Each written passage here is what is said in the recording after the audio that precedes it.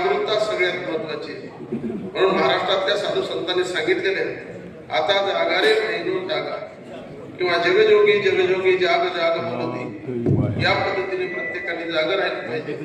आणि ही जागृती निर्माण करण्यासाठी विश्व हिंदू परिषद त्याचप्रमाणे सर्व संतमान यांचं अत्यंत चांगल्या प्रकारचं काम चालू आहे. या ठिकाणी अनेक ठिकाणून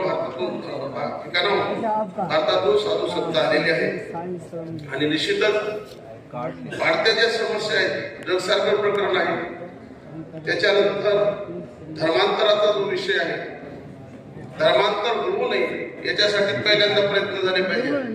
आणि एखाद्या वेळेला धर्मांतर पुनर्वासिताची अत्यंत गरजेचे आहे. याच्यासाठी आम्ही देखील चांगल्या पद्धतीचे प्रयत्न करत आहोत. कारण आमच्याकडे विद्यार्थ्यांचे 200 विद्यार्थी गोरगरिबाचे विद्यार्थी शिक्षण घेतात, त्यांना हिंदू धर्माचं शिक्षण दिलं जातं आणि भविष्य काळात ते मंडलेश्वर महामंडलेश्वर अशा पद्धतीने ते होतात आणि आपल्या देशाची धर्माची सेवा करतात. तर ड्रग्स बद्दल आतापर्यंत बोललं गेलं. खरं तर शासनाने जे काही ड्रग्स तस्कर करणारे जे लोक आहेत त्यांच्यावरती कडक कारवाई केली पाहिजे आणि जे चुकून ड्रग्स घेत असतील त्यांना सुधारण्याचं काम साधू संतांचे त्यांनी आपल्या